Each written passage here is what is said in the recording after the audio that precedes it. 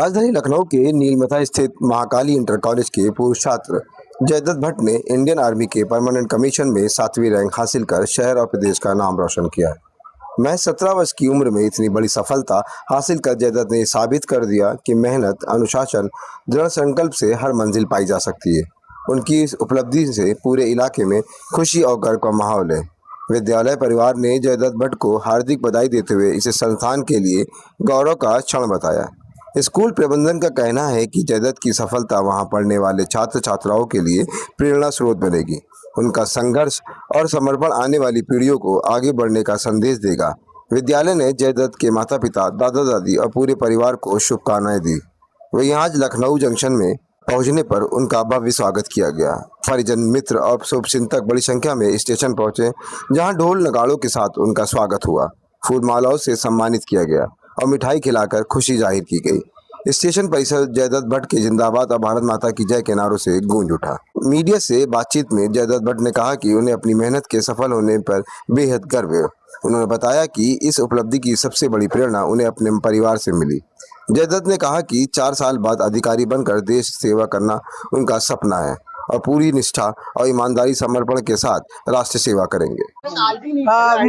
I am actually feeling really well as I have scored 7th rank in technical entry in armed forces. I am feeling very proud as it's inspiration to lots of other people, so I am happy with it.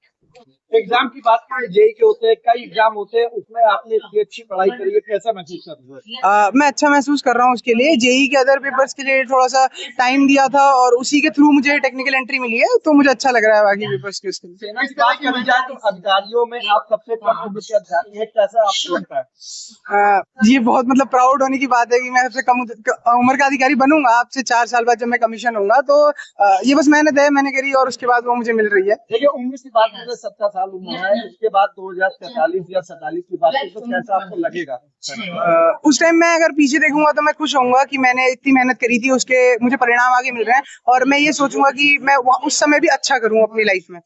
किस तरह की मेहनत की आप क्या कहेंगे? मेहनत तो यही है कि सबसे पहले पिछली बार भी एंट्री TS 53 में मेरा हो गया था, तो उसमें 1 रैंक से मैं मेरिट आउट हुआ। तो मेहनत ये थी, कंसिस्टेंसी रही, टाइम में सपोर्ट रहा, पेरेंट्स का, ग्रैंडफादर का, इन सबका मोटिवेशन रहा मुझे।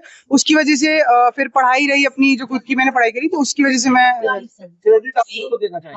अपने पेरेंट्स को देना चाहता हूँ, अपने ग्रैंडफादर को। मेरा एक्चुअली मोटिवेशन तो मेरे पेरेंट्स ही रहे हैं, क्योंकि मेरे ग्रेट ग्रैंडफादर भी आर्मी में थे, ग्रैंडफादर भी आर्मी में थे और इवन मेरे अंकल भी आर्मी में है। तो मतलब वो सब चीजें जो है वो मोटिवेट ही करती हैं मुझे आर्म फोर्सेस को ज्वाइन करने के लिए।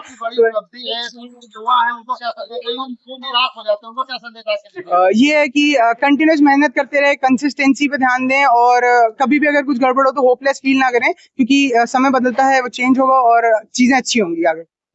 Thank you.